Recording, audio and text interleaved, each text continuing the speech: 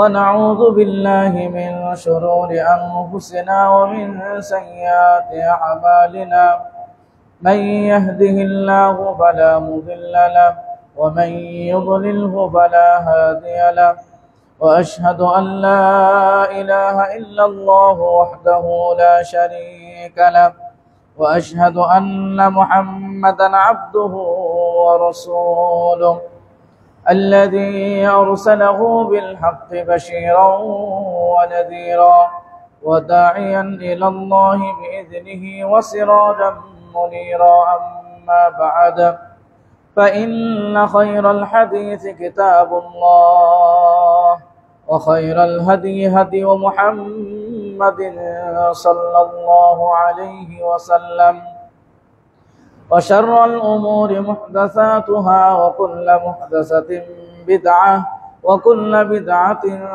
ضلالة وكل ضلالة في النار فقد قال الله تعالى في كلامه المجيد وفرقانه الحميد أعوذ بالله من الشيطان الرجيم بسم الله الرحمن الرحيم يا أيها الناس اتقوا ربكم الذي خلقكم من نفس واحدة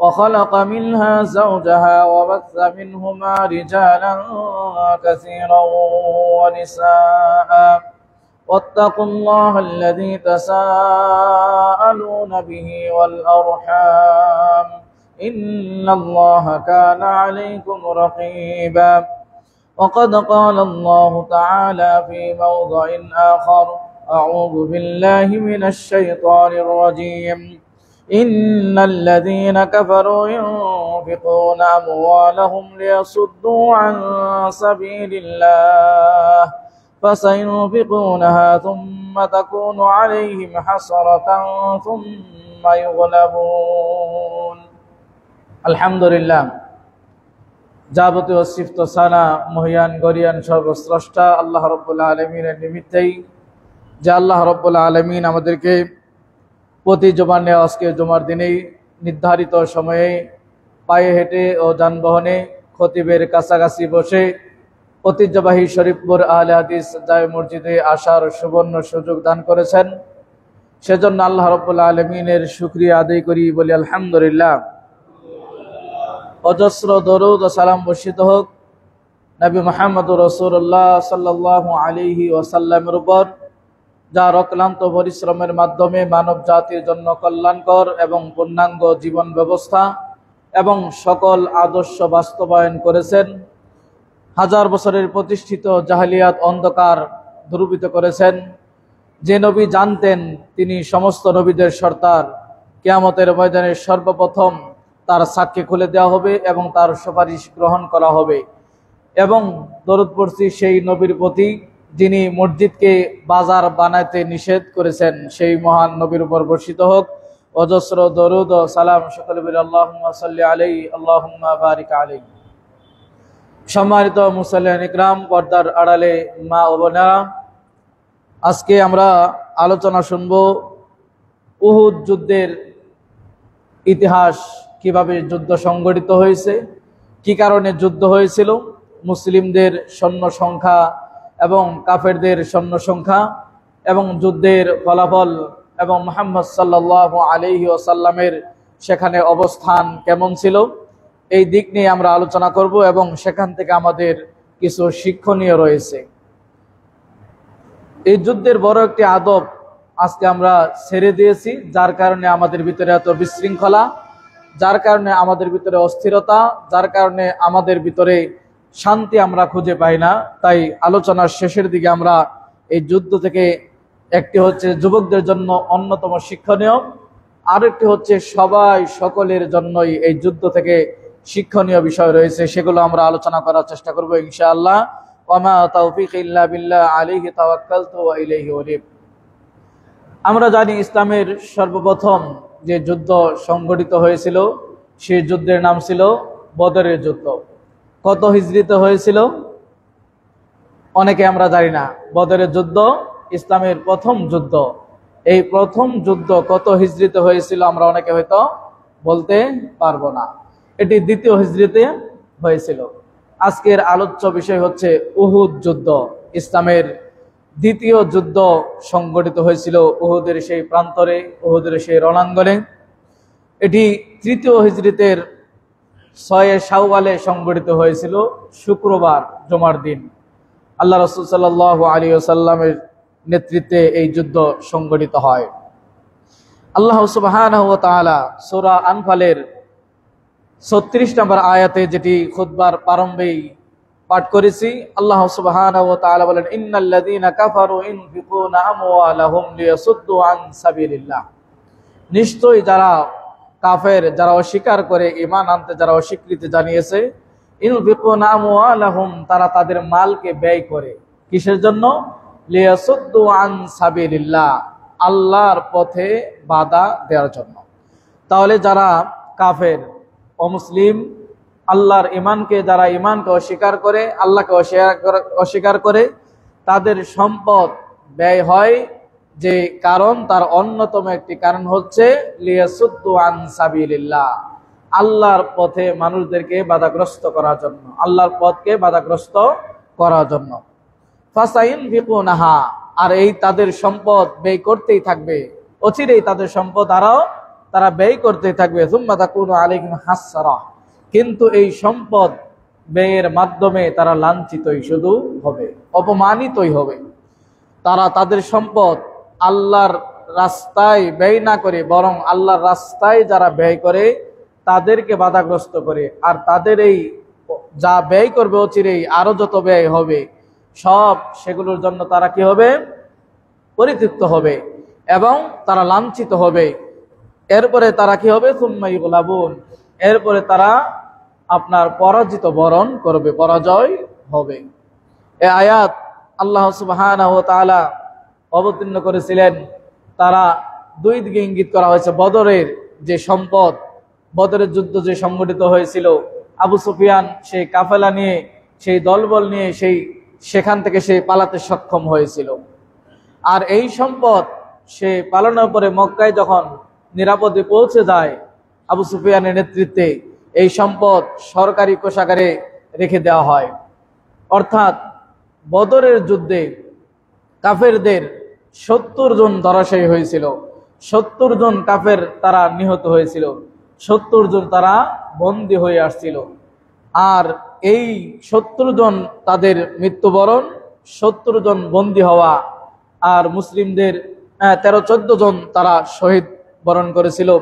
এই যে কাফেলাকে আক্রমণ করা এবং বদরের প্রান্তরে প্রথম যুদ্ধের ফলাফল মুসলিমরা জয়ী হয়েছিল, 70 জন কাফেরকে বন্দী করে নিয়ে আসছিল। তাদের ভিতরে প্রতিশোধের একটা কাজ, প্রতিশোধমূলক আগুন ধা ধা করে জ্বলছিল মক্কার কুফারদের কাছে, যার কারণে তারা 1 বছর পূর্ণ হতেই তারা তার পূর্ব থেকেই যুদ্ধের প্রস্তুতি গ্রহণ করে। কোন যুদ্ধ? উহুদ যুদ্ধ, 3য় হিজরির শাওয়াল, 6 শাওয়াল যেটি সংগঠিত হয়, যেটি আজকের আমাদের খুতবার আলোচ্য বিষয় আমরা চয়ন করেছি। সেখানে তারা তাদের দলবল সব কিছু নিয়ে, এই যুদ্ধের অন্যতম কারণ ছিল প্রতিশোধ নেওয়া। কারণ বদরে 70 জন তারা হারিয়েছে, 70 জন বন্দী হয়েছে, মুসলিমরা সেখানে বিজয় হয়েছে। 1000-এর বিপরীতে মাত্র 314 জন, মতান্তরে 13 জন বিজয় ছিনিয়ে নিয়েছিল। যার কারণে প্রতিশোধমূলক এই যুদ্ধের জন্য মক্কার কুফাররা তারা কি প্রস্তুতি গ্রহণ করে, এবং সেই প্রস্তুতি প্রতিশোধ দেওয়ার জন্য সবচাইতে অগ্রণী ভূমিকা পালন করে, মানুষকে উদ্বুদ্ধ করে মুসলিমদের বিরুদ্ধে বদরের প্রান্তরে যুদ্ধ করেছে, এবং আল্লাহ রাসূলের বিরুদ্ধে সবচাইতে বেশি যারা ইন্ধন জুগিয়েছে এই উহুদ যুদ্ধ মুসলিমদের কাছ থেকে প্রতিশোধ নেওয়ার জন্য ইকরিমা বিন আবু জাহেল, সাফওয়ান ইবনে উমাই, আবু সুফিয়ান, আব্দুল্লাহ ইবনে রাবাহ, এবং তারা বদরের যুদ্ধে, এর কারণ ছিল যে বদরের যুদ্ধে তারা 1000 উট এবং 50,000 স্বর্ণ মুদ্রা, যেটা নিরাপদে আবু সুফিয়ান কি করছিল? মক্কায় পৌঁছে সক্ষম হয়েছিল। যেটা মুসলিমরা টার্গেট করেছিল, কিন্তু আবু সুফিয়ান সমুদ্রের পাদদেশে দিয়ে তিনি রণাঙ্গন ছিলেন এবং বীর ছিলেন এবং যুদ্ধের দক্ষ ছিলেন। সে এই যে প্রতিশোধ নেওয়ার জন্য এই সম্পদগুলো সে কি করেছিল, বাজেয়াপ্ত করে রেখেছিল। এবং ইকরিমা বিন আবু জাহেল এরা যখন মানুষকে উদ্বুদ্ধ করলো যুদ্ধের জন্য মুসলিমদের বিপক্ষে, এবং অনেকগুলো গোত্রকে উত্তেজিত করলো, আর এই সম্পদগুলো তারা বলেছে যে এই সম্পদগুলো যেগুলো আমরা বদরের প্রান্তে নিরাপদে মক্কায় নিয়ে এসেছি, 1000 উট এবং 50,000 স্বর্ণ মুদ্রা, এই সবগুলো ব্যয় হবে কাদের বিরুদ্ধে? মুসলিমদের বিরুদ্ধে। যে আয়াত সূরা আনফালের 36 নম্বর আয়াত আল্লাহ বলছে যে তারা যতই ব্যয় করুক তারা এই জন্য লাঞ্ছিত হবে, বঞ্চিত হবে এবং পরাজয় বরণ করবে, যেটি হয়েছিল।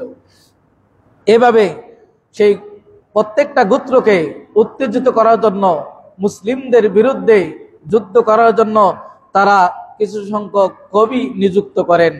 আমাদের দেশে দেখবেন কিছু কিছু গান মানুষকে উদ্বুদ্ধ করে খারাপের দিকে, বাউল গান, মারফতি গান, হাকিগতি গান, এই ধরনের। সে সময় কবিতার খুব প্রচলন ছিল।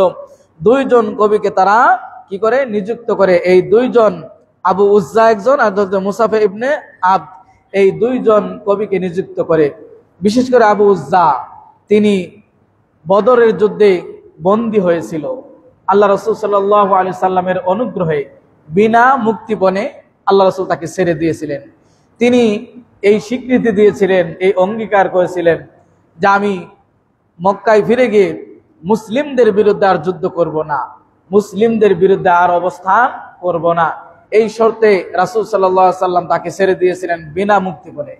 এই আবু উজ্জা, এই কবি সবচাইতে মানুষকে খেপিয়ে তুলেছিল এই মুসলিমদের বিরুদ্ধে, এবং সে মক্কায় গিয়ে এভাবে হাসি উজ্জ্বল ভাবে বলছিল যে কেমন ঠকিয়ে আসলাম মুহাম্মদকে, কি যে আমি আর যুদ্ধ করব না, একথা মিথ্যার আশ্রয় নিয়ে আমি মুহাম্মদকে ঠকিয়ে আসলাম। আর এই সবচেয়ে বেশি মুসলিমদের বিরুদ্ধে যুদ্ধ করার জন্য সেই সময় আরব জাতিগুলোকে সবচাইতে বেশি খেপিয়ে তোলে আবু উজ্জা। আল্লাহ রাসূল সাল্লাল্লাহু আলাইহি ওয়াসাল্লাম তার প্রতি বদরের যুদ্ধে দয়া করেছিলেন, বিনা মুক্তিপণে তাকে কি করেছিলেন, ছেড়ে দিয়েছিলেন। আর আমরা বাংলা ভাষায় একটা বলি, উপকার করলে ঘাড়ে লাথি, তেমনটি হয়েছে। প্রিয় মুসলিম গ্রাম, কুরাইশদের সৈন্য সংখ্যা, সে যুদ্ধে মুসলিমদের সৈন্য সংখ্যা এবং কুরাইশদের সৈন্য সংখ্যা, এই যুদ্ধে কুরাইশদের সৈন্য তারা প্রস্তুত করেছিল প্রতিশোধ নেওয়ার জন্য। একটা বছর তারা প্রতিশোধের আগুনে জ্বলছিল যে বদরের কিভাবে প্রতিশোধ নেওয়া যায়। উহুদের রণাঙ্গনে তারা একত্রিত হবে মুসলিমদের বিরুদ্ধে, মদিনার মুসলিমদের বিরুদ্ধে। তারা বদরের যুদ্ধে তারা বিজয় লাভ করতে পারে নাই, সেই নিশায় মুসলিমদেরকে ধ্বংস করার জন্য তারা 3000 সৈন্য তৈরি করে। সেখানে 15 জন ছিল মহিলা। কেন? যে মহিলারা সাথে থাকলে তারা কাজে মনোনিবেশন হবে, পিছপা হবে না, পিছটান হবে না, এবং মহিলারা কাছে থাকলে মানসিক শক্তি জোগাড় হবে এবং বীর বিক্রমে, সিংহ গর্জনে, এবং তারা কি করবে, যুদ্ধের ময়দানে বীরের সাথে তারা লড়াই করবে। যার কারণে 15 জন মহিলা এবং 3000 লোক ছিল।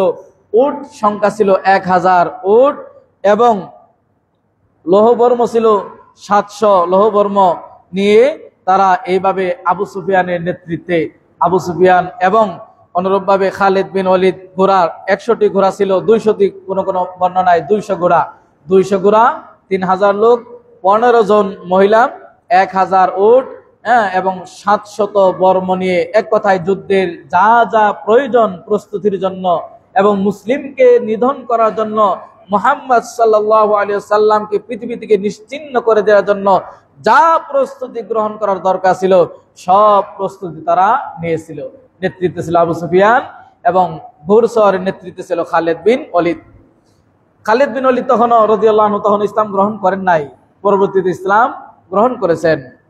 এইভাবে তারা যখন মদিনার ইসলাম রাসূলের বিরুদ্ধে যুদ্ধ করবে, তখন এই সংবাদ, রাসূল এই সংবাদ জানে না যে তারা এইভাবে মুসলিমদের বিরুদ্ধে তারা প্রতিশোধ নেওয়ার জন্য এইভাবে তারা যুদ্ধের প্রস্তুতি নিয়েছে। আব্বাস বিন আব্দুল মুত্তালিব, রাসূল সাল্লাল্লাহু আলাইহি সাল্লামের চাচা, তিনি ইসলাম গ্রহণ করেছিলেন, কোনো কারণে তিনি হিজরত করেন নাই। তিনি যখন দেখলেন মক্কার কাফেররা এভাবে প্রস্তুতি গ্রহণ করে, তারা উহুদের প্রান্তরে একত্রিত হয়ে মুসলিমকে নিধন করবে, রাসূলকে পৃথিবী থেকে সরিয়ে দিবে, এটাও জেনে রাখা দরকার। ইসলামকে যদি নির্বাপিত করা যেত, ইসলামকে যদি শেষ করা যেত, তাহলে 1500 বছর পূর্বেই শেষ করা যেত, যখন দুনিয়াতে মাত্র হাতে গোনা 5-6 জন মুসলিম ছিল। যেহেতু তখনই পারে নাই, কিয়ামত পর্যন্ত এই ইসলামকে তারা নিশ্চিহ্ন নির্বাপিত করে দিতে পারবে না। আল্লাহ রাব্বুল আলামিন এই ওয়াদা তিনি দিয়েছেন, ইরিদুল্লাহু লিইতফি নূরাল্লাহি বিআফওয়াহিহিম আল্লাহু মুতিম্মু নূরিহি ওয়ালাউ কারিহাল কাফিরুন। কাফেরদের যত গোত্র দেওয়া হোক, কাফেরদের যত জ্বালা যন্ত্রণা হোক, এই দ্বীনকে, এই ইসলামকে আল্লাহ রাব্বুল আলামিন পরিপূর্ণতা দিবেনই, এটা কেউ ঠেকিয়ে রাখতে পারবে না। প্রিয় মুসলিম ইকরাম, এইভাবে আব্বাস বিন আব্দুল মুত্তালিব, আল্লাহ রাসূল সাল্লাল্লাহু আলাইহি ওয়াসাল্লামের চাচা, তিনি এই তাদের প্রস্তুতি দেখে তিনি তড়িৎ করে একটি পত্র লিখলেন মুহাম্মদ সাল্লাল্লাহু আলাইহি ওয়াসাল্লামের নিকটে, এবং একজন লোককে দ্রুত, তার বিশ্বস্ত, তাকে দ্রুত বললেন যে এই খবর রাসূলের কাছে তুমি পৌঁছে দাও।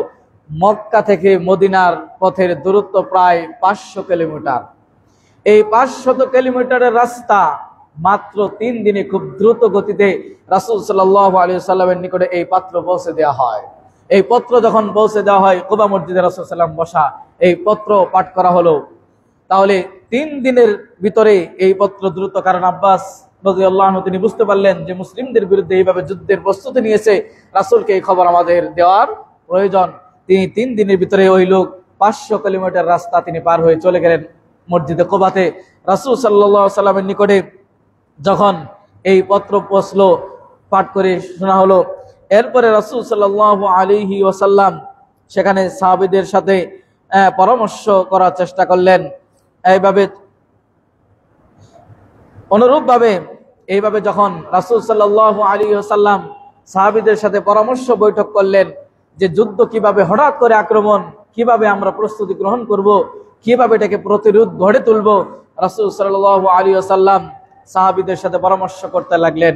এক পর্যায়ে কিছু কিছু মত আসলো যে আমরা মদিনার ভিতরেই বসে আমরা যুদ্ধ পরিচালনা করব, আমরা বাইরে আক্রমণ করব না।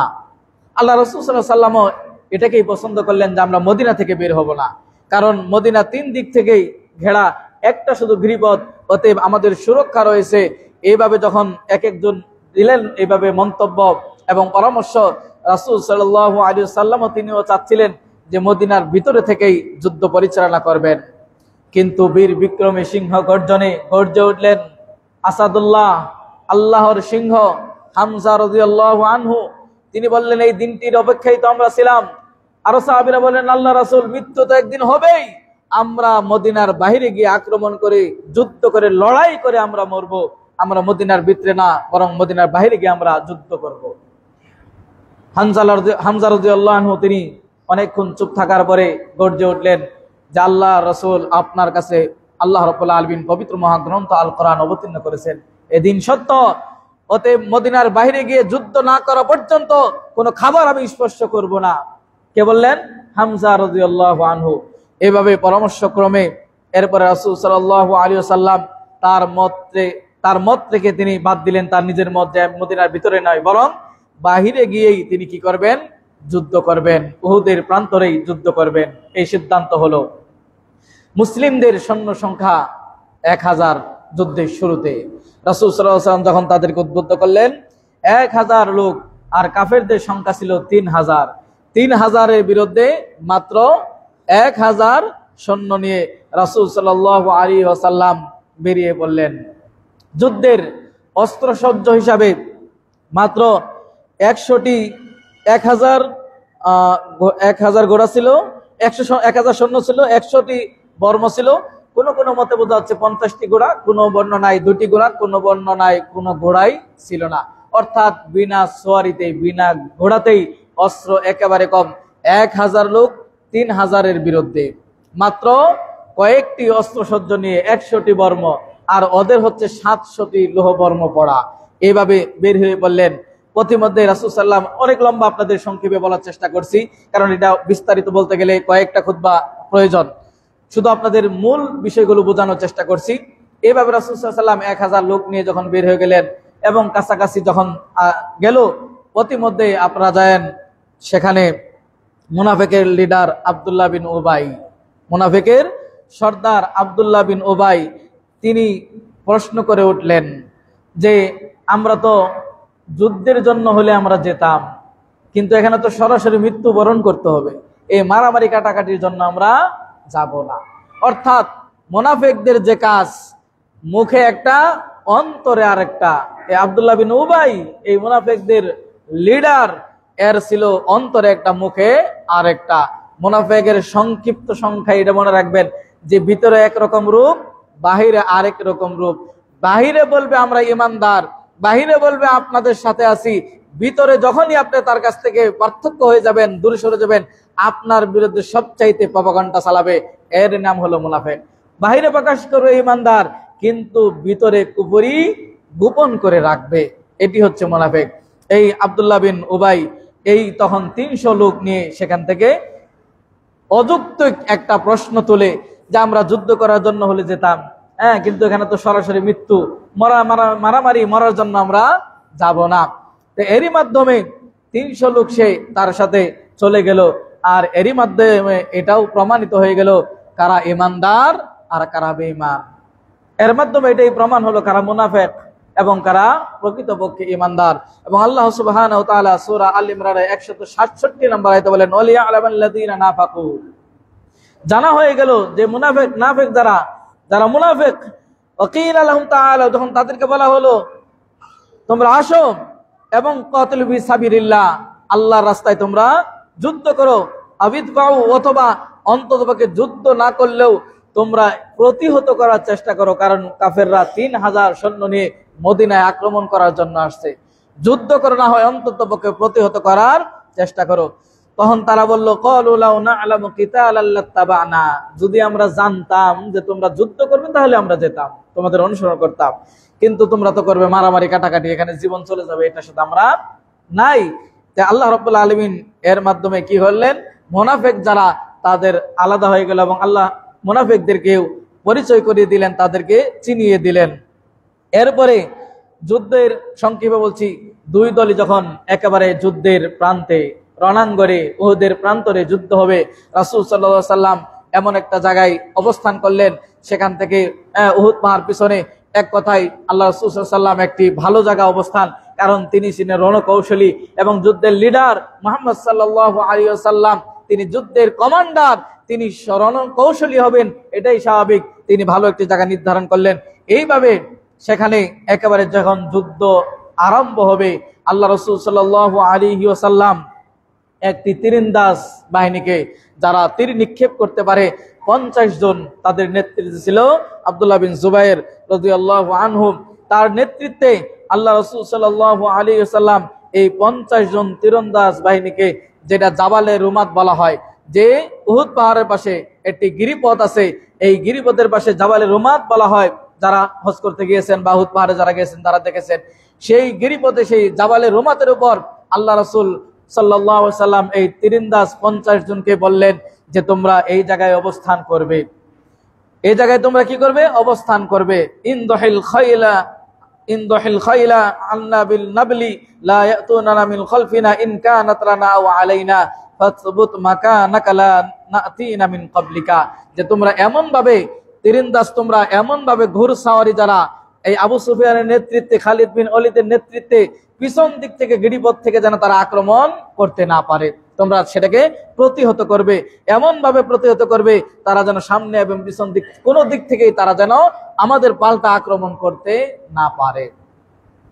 এবং আল্লাহ রাসূল সাল্লাল্লাহু আলাইহি ওয়াসাল্লাম এটাও তাদেরকে আবার উদ্বুদ্ধ করে স্মরণ করিয়ে দিলেন, এই তীরন্দাজ বাহিনীকে, যে যদি তোমরা দেখতে পাও পাখি ছু মেরে আমাদের নিয়ে চলে যাচ্ছে, পাখি আমাদেরকে উঠিয়ে নিয়ে চলে যাচ্ছে, পদদলিত হচ্ছি, যুদ্ধে হেরে গেছি, কাফেররা আমাদের নাস্তানাবুদ করে ফেলেছে, তারপরেও তোমরা এই জায়গা তোমরা ত্যাগ করবে না যতক্ষণ পর্যন্ত আমি তোমাদের নাক পাঠাবো ডেকে।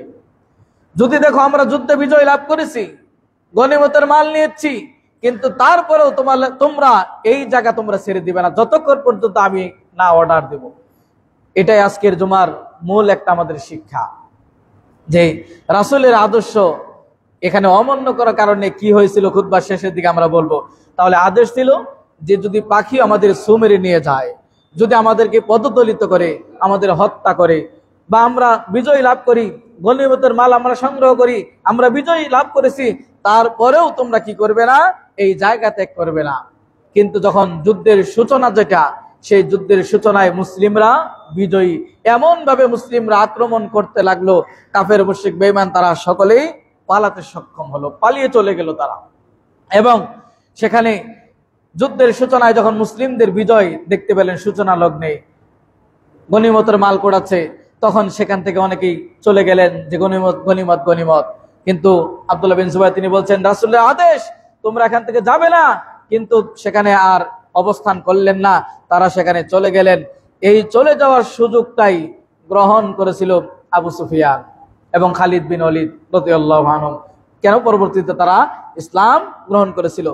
তখন তারা দেখতে পেল যে মুসলিমদের পিছন দিক থেকে, যেটা রাসূল সাল্লাল্লাহু আলাইহি ওয়াসাল্লাম প্রথমে বলেছিলেন, কারণ রাসূল আশঙ্কা করেছিলেন এই গিরিপথ দিয়ে তারা পাল্টা আক্রমণ করতে পারে, যার কারণে রাসূল সেখানে 50 জন তীরন্দাজ বাহিনীকে প্রস্তুত করে রেখেছিলেন এবং কড়া নির্দেশ দিয়েছিলেন, জায়গা পরিবর্তন করা যাবে না, জায়গা ছেড়ে যাবে না, যুদ্ধে পরাজয় আর জয় কোনোটাতেই জায়গা কোনো সময় কি করা যাবে না, ছেড়ে দেওয়া যাবে না।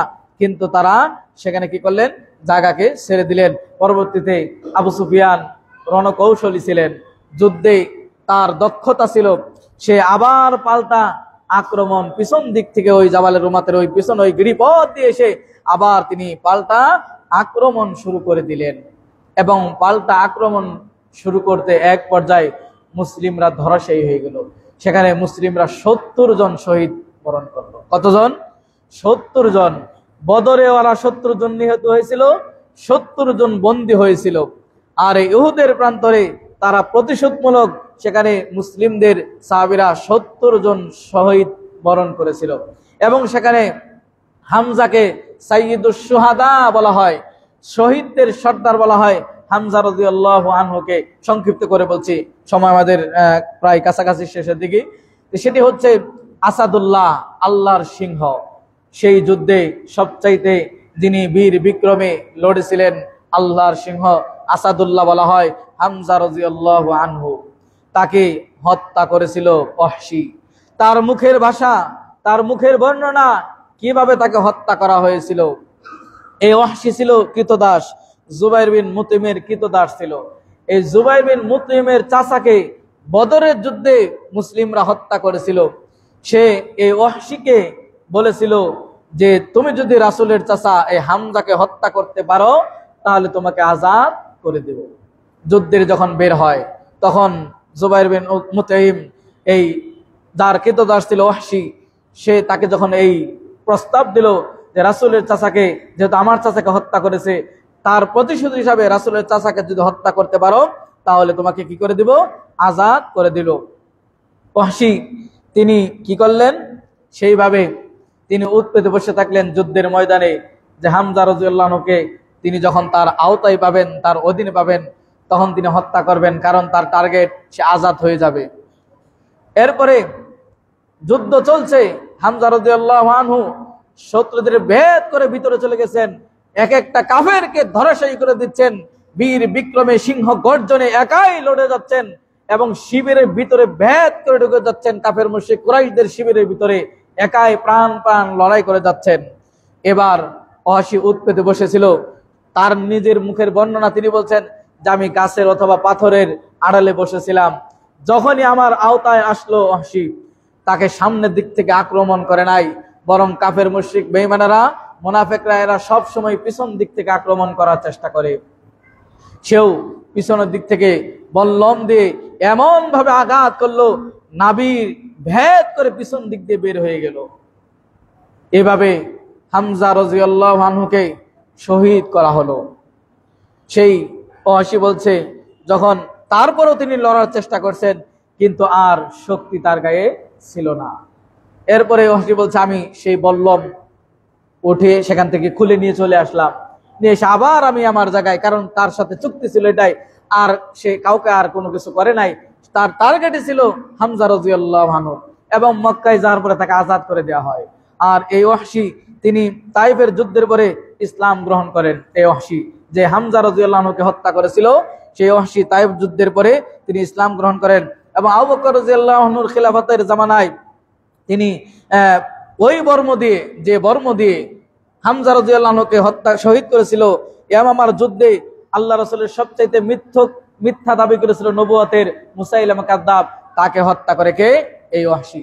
তিনি বলেছিল যে এই বর্ষা দিয়ে ইসলামের একজন বড় সৈনিককে আমি হত্যা করেছি, আর এই বর্ষা দিয়ে ইসলামের একজন সবচাইতে নরদম যে নিজেকে নবী দাবি করেছে মুসাইলামা কাযযাব, তাকে হত্যা করেছিল কে? এই ওয়াহশী। সম্মানিত মুসলিম ইকরাম, আরো একজন যিনি বীর বিক্রমে এই উহুদের প্রান্তরে রণাঙ্গনে লড়াই করেছিলেন, তারও একটি বীর গাথা। সেই লড়াইয়ে তাদের লড়াইটা কেমন ছিল দেখেন। তার মধ্যে একজন ছিল হানজালা রাদিয়াল্লাহু আনহু, যাকে বলা হয় হানজালাতুল গাসিল, যাকে বলা হয় হানজালাতুল গাসিল। তিনি এরকম যুদ্ধ করতে করতে একাই লড়ে যাচ্ছেন, অনেকগুলো কাফেরদেরকে ধরাশায়ী করেছেন এবং মৃত্যুর দুয়ারে ঠেলে দিয়েছেন। এভাবে ঠেলে দেওয়ার পরে শহীদরা যখন যুদ্ধের শেষ দিকে হানজালাকে খুঁজে পাওয়া যাচ্ছে না, নাই তার অস্তিত্ব। এরপরে রাসূল সাল্লাল্লাহু আলাইহি সাল্লাম দেখলেন যে মাটি থেকে একটু উঁচায় তাকে গোসল দেওয়ার কারণে শরীর থেকে পানি ঝরে ঝরে পড়তেছে, পানির ফুঁটা পড়তেছে। আল্লাহ রাসূল বললেন তার পরিবারকে জিজ্ঞাসা করো কি কারণ। সেই হানজালা রাদিয়াল্লাহু আনহু, আল্লাহ রাসূল যখন মদিনাতে যুদ্ধের আলান দিয়ে দেন, ঘোষণা দিয়ে দেন যুদ্ধে বের হয়ে যেতে হবে, কাফের কুফাররা তারা 3000 সৈন্য দল নিয়ে তারা মুসলিমদেরকে নিধন করার জন্য, রাসূলকে নিধন করার জন্য, ইসলামকে দুনিয়া থেকে নিশ্চিহ্ন করে দেওয়ার জন্য তারা বের হয়েছে। মুসলিমদেরকে আল্লাহ রাসূল যখন এই ঘোষণা দিয়ে দিলেন, এই হানজালা রাদিয়াল্লাহু আনহু তিনি তার স্ত্রীর সাথে তখন আলিঙ্গনে মিলিত ছিলেন। সে আর দেরি করে নাই, ইসলামের জন্য কি ত্যাগ স্বীকার করেছেন হানজালা রাদিয়াল্লাহু আনহু। যুবক ভাইরা, এখান থেকে শিক্ষা নিতে হবে আমাদের। তিনি কাল বিলম্ব না করে ওই অবস্থায় চলে গেছেন, অপবিত্র অবস্থায় চলে যাওয়ার কারণে তাকে ফেরেশতারা গোসল দিয়েছে, যার জন্য বলা হয় হানজালাতুল গাসিল। আর আল্লাহ রাসূল সাল্লাল্লাহু আলাইহি ওয়াসাল্লাম জমিন থেকে একটু উঁচায় তার শরীর থেকে গোসলের পানি টপ টপ করে পড়তেছে, কারণ হিসাবে তিনি ওই অবস্থায় যুদ্ধের জন্য বের হয়ে গিয়েছিলেন। কি ইসলাম তাদের, কি ঈমান তাদের। আর আমরা, আমাদের ঈমান এমন, আমরা যুবকরা হাফ প্যান্ট পরাই ছাড়তে পারি না ফরজ তরক করে। আমরা যুবকরা এমন 5 ওয়াক্ত সালাতে এখন পর্যন্ত ধরতে পারি নাই। আর স্ত্রীকে ওই মধুর মিলন অবস্থায় ছেড়ে দিয়ে এসে যুদ্ধের ময়দানে বীর বিক্রমে লড়ে তিনি শাহাদাত বরণ করলেন এবং তাকে গোসল দিলেন ফেরেশতারা। কি সৌভাগ্য! আল্লাহু আকবার। আমরা কি এরকম সৌভাগ্যশীল হতে চাই না? হতে চাই। আমাদেরও লড়তে হবে সেই হানজালা রাদিয়াল্লাহু আনহুর মতো। অনুরূপ ভাবে রাসূল সাল্লাল্লাহু আলাইহি ওয়াসাল্লামের পাশে রক্তক্ষয়ী এক সংগ্রাম। এভাবে যুদ্ধের যখন অবস্থা, রাসূল সাল্লাল্লাহু আলাইহি ওয়াসাল্লামের একাকী হয়ে গেলেন এবং তারই পাশে রক্তক্ষয়ী এক সংঘর্ষ হলো। মাত্র 9 জন সাহাবী রাসূলের পাশে ছিলেন। রাসূল সাল্লাল্লাহু আলাইহি ওয়াসাল্লাম বলেন, হালুম্মা ইলাইয়া আনা রাসূলুল্লাহ, তোমরা আসো আমার দিকে, আমি আল্লাহর রাসূল। এই শব্দ কাফেররা শুনতে পেরে, কারণ রাসূল সাল্লাল্লাহু আলাইহি ওয়াসাল্লাম যুদ্ধের পোশাক পরিহিত ছিল, তারা সহজে চিনতে পারতো না। যখন রাসূল বলল হালুম্মা ইলাইয়া, কারণ মাত্র 9 জন সাহাবী রাসূলের নিকটে, বাকিরা সবাই বিক্ষিপ্ত হয়ে গেছে। ওই যে দ্বিতীয়বার যখন গিরিপথ দিয়ে আক্রমণ করে তাদের এই মুসলিমদেরকে ছিন্ন বিচ্ছিন্ন করে দেওয়া হলো, 70 জন শহীদ হলো। এইভাবে যখন অবস্থা হলো, মাত্র 9 জন আল্লাহ রাসূল সাল্লাল্লাহু আলাইহি ওয়াসাল্লামের কাছাকাছি ছিল, সেখান থেকে মাত্র 9 জন সাহাবী। এরপরে সেখানে যুদ্ধ করতে করতে এরই মধ্যে রাসূল সাল্লাল্লাহু আলাইহি ওয়াসাল্লাম তখন এই ডাক দিলেন, কাফের মুশরিক বেঈমানরা তারা দ্রুত গতিতে রাসূলের উপর ঝাঁপাই পড়ার চেষ্টা করলো, কারণ তারা চিনে ফেলেছে যে মুহাম্মদ সাল্লাল্লাহু আলাইহি ওয়াসাল্লাম এটাই। আল্লাহ রাসূল এই অবস্থা থেকে বললেন, মাই ইয়ারুদ্দুহুম আন্না ওয়া লাহুল জান্নাহ, যারা এটাকে প্রতিহত করবে তোমাদের মধ্য থেকে, তার জন্য জান্নাহ। অন্য বর্ণনা হয়েছে হুয়া রফিকি ফিল জান্নাহ, যে এই অবস্থা থেকে আমাকে উদ্ধার করবে, এটাকে প্রতিরোধ করবে, প্রতিহত করবে, সেই ব্যক্তি আমার সাথে জান্নাতে থাকবে। এই সুসংবাদ রাসূল সাল্লাল্লাহু আলাইহি ওয়াসাল্লাম দিলেন। রাসূল সাল্লাল্লাহু আলাইহি ওয়াসাল্লামের জীবনের সবচাইতে কঠিন একটা সময় ছিল এই একটা সময়। এভাবে লড়াই করতে করতে মাত্র 2 জন সাহাবী তার পাশে, বাকি সবাই শহীদ বরণ করেছে। কঠিন অবস্থায় রাসূল সাল্লাল্লাহু আলাইহি ওয়াসাল্লাম মাত্র 2 জন তার সাথে, এখন তালহা রাদিয়াল্লাহু আনহু আর অনুরূপ সাদ বিন ওয়াক্কাস, এই 2 জন সাহাবী মাত্র তার সাথে আছেন। বাকি সবাই চলে গেছে, মারা গেছে 11 জনের ভিতর থেকে, 9 জনের মধ্যে থেকে মাত্র এই 2 জন, তালহা বিন উবাইদুল্লাহ, সাদ বিন আবি ওয়াক্কাস রাদিয়াল্লাহু আনহু। এইভাবে এমন তো অবস্থা, মাত্র যখন 2 জন তালহা রাদিয়াল্লাহু আনহু তিনিও আপ্রাণ চেষ্টা করছেন এবং লড়ে যাচ্ছেন, একাই লড়ে যাচ্ছেন। এমন তো অবস্থায় উতবা ইবনে ওয়াক্কাস তিনি আল্লাহ রাসূল সাল্লাল্লাহু আলাইহি ওয়াসাল্লামের পাথর নিক্ষেপ করলেন এবং রাসূল সাল্লাল্লাহু আলাইহি ওয়াসাল্লাম সেই পাথরের আঘাতে তিনি এক সাইডে হেলে পড়ে গেলেন এবং পড়ে যাওয়ার পরে আবার তাকে আক্রমণ করা হয়। এরপরে তার ঠোঁট কেটে যায় এবং রুবাই দাঁত ভেঙে যায়।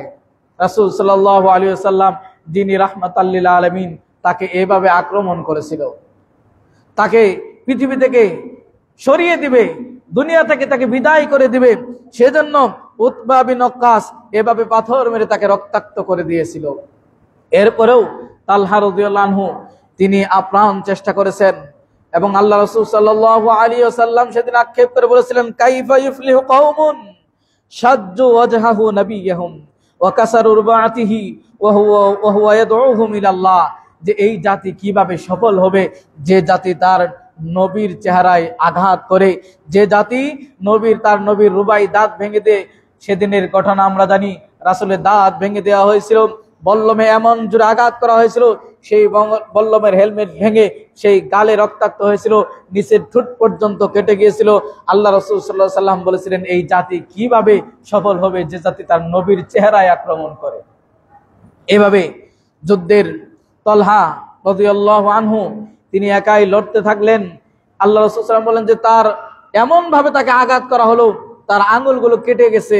এমন তো অবস্থায় এরপরও সে লড়েই যাচ্ছে এবং তিরমিজির বর্ণনায় 39 থেকে 35টি আঘাত তালহা রাদিয়াল্লাহু আনহুকে করা হয়েছে।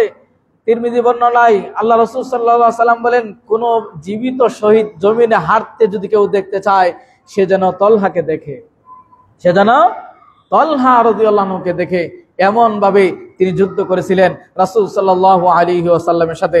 সম্মানিত মুসল্লিন ইকরাম, আমরা খুতবার শেষ প্রান্তে আমরা আজকের এই উহুদ যুদ্ধ থেকে, উহুদের এই ইতিহাস থেকে, সংক্ষিপ্ত ইতিহাস থেকে যেটি আপনাদেরকে উদাত্ত আহ্বান করতে চাই, যেটি আপনাদেরকে বলতে চাই, তা হচ্ছে এই যুদ্ধের ফলাফল, এই যুদ্ধের শোচনীয় ফলাফল। শুরুতে মুসলিমদের বিজয় ছিল, কিন্তু পরবর্তীতে রাসূলের ওই একটি আদেশ অমান্য করার কারণে গিরিপথ দিয়ে উল্টা আক্রমণ করে মুসলিমদের 70 জনকে শহীদ করা হয়েছিল এবং হানজালা রাদিয়াল্লাহু আনহুকে সে এভাবে শহীদ করা হয়েছিল এবং হামজা রাদিয়াল্লাহু আনহুকে তাকে ক্ষত বিক্ষত করা হয়েছিল, নাক কান এগুলো কেটে দেওয়া হয়েছিল, এইভাবে তাদেরকে ক্ষত বিক্ষত করা হয়েছে। তাহলে যুদ্ধের ফলাফল অবশেষে মুসলিমরা সেখানে বিজয় লাভ করতে পারে নাই, কাফেররা সেখানে বিজয় লাভ করেছে। তাহলে রাসূল সাল্লাল্লাহু আলাইহি ওয়াসাল্লামের একটি আদেশ না মানার কারণে এই মুসিবত, আল্লাহ রাব্বুল আলামিন বলছে এই মুসিবত তোমাদের জন্য এসেছে, এই মুসিবত তোমাদের জন্যই। তাহলে আল্লাহ রাসূল সাল্লাল্লাহু আলাইহি ওয়াসাল্লামের আদেশ অমান্য করার কারণে এই অবস্থা। আজকে আমরা প্রতিটি সময় রাসূল সাল্লাল্লাহু আলাইহি ওয়াসাল্লামের যে আদেশ, তার রেখে যাওয়া যে নিষেধ, তার রেখে যাওয়া যে আদেশ, সেগুলো আমরা বারংবারই পরিহার করি, যার কারণে আমাদের জনজীবনে, আমাদের দেশে, আমাদের ব্যক্তি জীবনে, আমাদের পারিবারিক জীবনে, আমাদের সামাজিক জীবনে, আমাদের রাষ্ট্রীয় জীবনে, কোন জীবনে আমাদের শান্তি আমরা খুঁজে পাচ্ছি না। কাজে এই যুদ্ধ থেকে অন্যতম একটি শিক্ষা হচ্ছে, রাসূলের আদেশ যদি অমান্য করেন তাহলে মুসিবত আপনাকে গ্রাস করবে।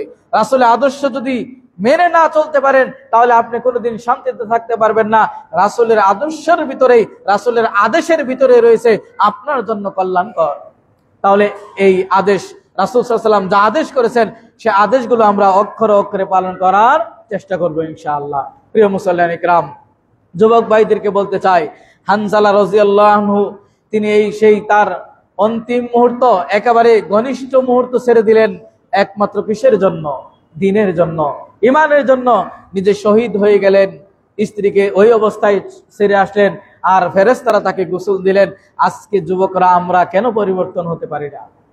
এগুলো কি আমরা জানি না? আসলে আমাদের মূর্খতা, অজ্ঞতা। আমরা ইসলাম সম্পর্কে জানার চেষ্টা করি না। আর রাহিকুল মাকতুম পড়ার চেষ্টা করবেন, বাংলায় আছে, আপনারা আর রাহিকুল মাকতুম এই বইটা পড়ার চেষ্টা করবেন। রাসূল সাল্লাল্লাহু আলাইহি ওয়াসাল্লামের গোটা জীবনী এখানে, অনুরূপভাবে সিরাত ইবনে হিশাম, ইতিহাসের বইগুলো পড়ার চেষ্টা করবেন, হাদিসের পাতাগুলো উল্টে উল্টে দেখার চেষ্টা করবেন। আপনাদের এখানে অনেকগুলো বই রয়েছে, আমি তো দেখি বই শুধু লাইব্রেরির পাতায় এবং ওই আলমারির ভিতরেই থেকে যায়। মুসল্লিরা হঠাৎ দু একজন ধরে, আর বাকি সবাই শুধু তাকিয়ে আমরা দেখি। এই বই কি ওখানে রেখে দেওয়ার জন্য শুধু, না আমাদের পড়তে হবে? কোরআন কি শুধু বাড়িতে গিলাফে মুড়ে রাখার জন্য, না এটাকে অধ্যয়ন করতে হবে এবং এর সাথে সাথে আমাদের জীবনে তার নিরিখে মিলে নিতে হবে, বাস্তবায়ন করতে হবে।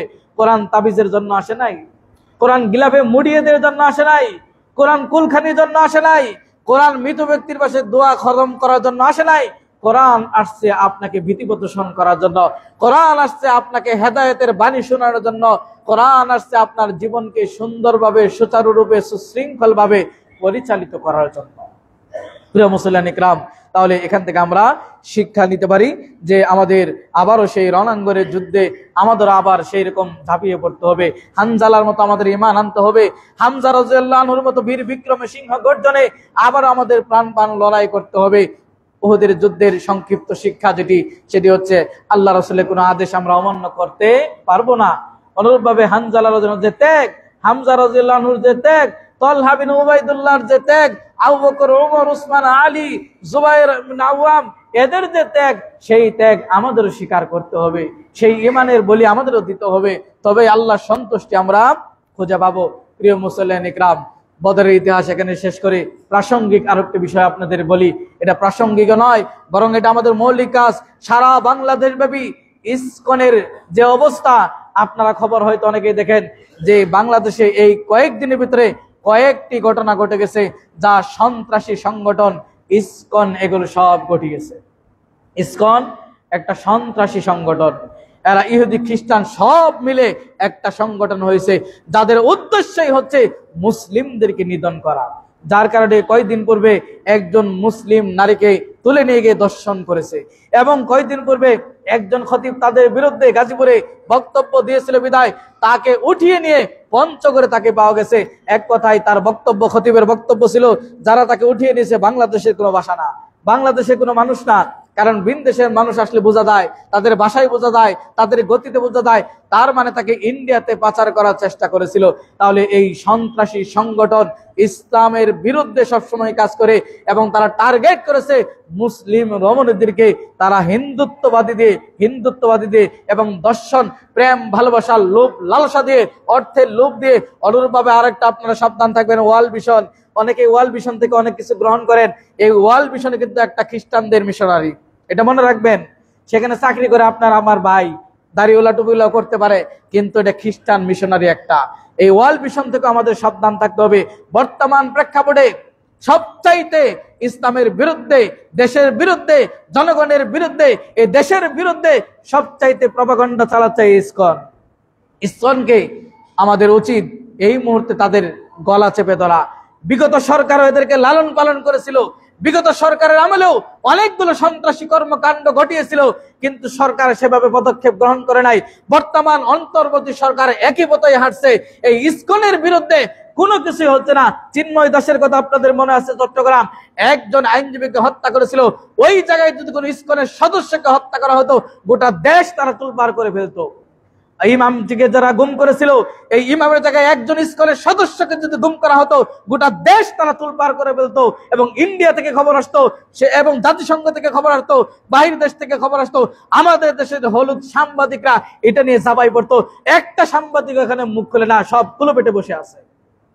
যে মুসলিম দেশে, আমাদের দেশে আমরা কথা বলতে পারবো না, আমাদের দেশে আমরা দিন প্রচার করতে পারবো না, আমাদের দেশে আমরা স্বাধীন ভাষায় কথা বলতে পারবো না, কোথাকার হিন্দুত্ববাদ ওরা আমাদের বাধাগ্রস্ত করবে, ওরা আমাদের গুম করবে, ওরা আমাদের মা বোনদের ইজ্জত হানি করবে, ওরা আমাদের ঈমান হরণ করবে, আর ওদের বিরুদ্ধে কিছু বলতে পারবো না। এটা হয় কি করে? আমাদের সোচ্চার হতে হবে, এখন স্লোগান তুলতে হবে, ইসকনের সমস্ত কার্যকলাপ সরকারিভাবে নিষিদ্ধ করতে হবে। এই দাবি গোটা বিশ্বের মুসলিমদের, এই দাবি বাংলাদেশের মুসলিমদের, এই দাবি বাংলাদেশের মানুষের, এই দাবি দেশপ্রেমিক যারা তাদের, কারণ এটা দেশের বিরুদ্ধে একটা বিশাল ষড়যন্ত্র। এই মুহূর্তে আমাদের দাবি, ইসকনকে অবশ্যই নিষিদ্ধ করতে হবে। প্রত্যেকটা জায়গায় জনবল তৈরি করেন এবং জনসচেতনতা তৈরি করেন, ইসকনের বিরুদ্ধে স্লোগান তুলেন, ইসকনকে বাংলাদেশ থেকে বিতাড়িত করতেই হবে। সরকার যদি এখানে আজকে সাধারণ একটা উদাহরণ দেই, বাল্য বিবাহ হলে ডিসি আসে, টিউনে আসে, কিন্তু ওই মেয়েটাই 13-14 বছরে আরেকজনের সাথে পালিয়ে যায়, 13-14 বছরে গর্ভবতী হয়, কিন্তু ওই সময় টিউনও আসে না, ওই সময় থানার ওসি আসে না, ডিসি আসে না, ওই সময় কারো বক্তব্য নাই, ওই সময় মিডিয়ার বক্তব্য নাই। মিডিয়ার বক্তব্য হচ্ছে বাল্য বিবাহ, মানে জিনাকে প্রমোট করা। আজকে যারা সাংবাদিকতায় আছেন, কোথায় আপনারা? এই খবর তো টপ অফ দ্য কান্ট্রি হওয়া দরকার ছিল। এই খবর তো মুসলিমের রক্ত যদি আপনার ভিতরে থাকে তাহলে একজন খতিবকে গুম করবে ইসকনের সদস্যরা, আর এই দেশে বসে আপনি সাংবাদিকতা করবেন, এটা নিয়ে কোনো নিউজ হবে না। আপনার সাংবাদিকতার পেশায় আমার প্রশ্ন থেকে গেল। কোন নায়িকা কি করেছে, কার সাথে রাত্রে যাবেন করেছে, এগুলো টপ নিউজ হয়। অথচ মুসলিমদের দেশে মুসলিমকে গুম করা হয়, এটা নিয়ে কোনো সংবাদ, কোনো টিভি মাধ্যমগুলো ওইভাবে ভূমিকা পালন করে না যেভাবে অন্যরা। এই জায়গায় একটা হিন্দুকে আপনি আক্রমণ করে দেখতেন, এদের সম্পত্তির দেশ। আজকে সম্পত্তি কোথায়? মুসলিমদেরকে মারা হলে সম্পত্তি নাই, মুসলিমদেরকে নিধন করা হলে তখন মানবতা ত্রাহি নাই, তখন মানবতা দোহাই নাই, তখন সব মানবতা মৃত্যুবরণ করে। মুসলিমদের ক্ষেত্রে আজকে একটা অমুসলিমকে আপনি টাচ করেন, দেখবেন অসাম্প্রদায়িক দেশ বাংলাদেশ, হিটিং হবে আজকেই, চাপ আসবে বাহির দিক থেকে। কিন্তু আমরা এই দেশে আমরা পরাধীন, এখনো স্বাধীনতা এখনো আমরা অর্জন করতে পারি নাই। যা অর্জন করি সেগুলো আবার ছিনিয়ে নিয়ে যায়। প্রিয় ভাইয়েরা আমার, আপনাদেরকে বলতে চাই আজকের এই খুতবায় যে এই ইসকনকে নিষিদ্ধ করা হোক, ইসকনের সাথে কোনো ধরনের কার্যকলাপ করা যাবে না। যেখানে পাবেন আইন প্রয়োগকারী সহযোগিতা করবেন। আর আইনে যারা আছেন তাদের প্রতি বিনত অনুরোধ, যদি দেশকে ভালোবাসেন, যদি ইসলামকে ভালোবাসেন, যদি মুসলিমকে ভালোবাসেন, এদেশের মানুষকে যদি স্বজনপ্রীতি, এদেশের মানুষকে যদি সম্প্রীতি বজায় রাখতে চান, তাহলে আপনাদের যে কার্যকলাপ, সেই কার্যকলাপ সেটাকে বাদ দিয়ে বরং নিরপেক্ষ কার্যকলাপ করেন এবং আইনকে যারা হাতে তুলে নেয়। আজকে একজন ইসকন সদস্যকে যদি আপনি গলায় তুলে দেন, দেখবেন মিডিয়া, দেখবেন প্রশাসন সব আইন হাতে তুলে নিয়েছেন কেন? অথচ আমার ভাইকে, আমার বোনকে, আপনার বোনকে দর্শন করা হয়, তখন কোনো ওসি কথা বলে না যে আইন নিজে হাতে তুলে নিয়েছে মানে এই দেশে দর্শক থাকবে না, এই দেশে সে মুসলিম হোক আর অমুসলিম হোক, এই দেশে কোনো দর্শক থাকবে না, কোনো নারী ইজ্জত হরণ হলে সেখানে আপনি আমি বসে থাকবো না। কিন্তু এগুলো আমরা করতে পারি না। উহুদের যুদ্ধের এই যে হামজা, এই যে এবং আবু দুজানা, এদের বীর বিক্রমে আমাদেরকে এইভাবে জেগে উঠতে হবে। আল্লাহ রাব্বুল আলামিন আমাদের তৌফিক দান করুন, আমিন। আকুলি মা তাসমাউনি ওয়া লাকুম সাইলিল মুসলিমিন ফাস্তাগফিরুল্লাহ আল গফুরুর রহিম।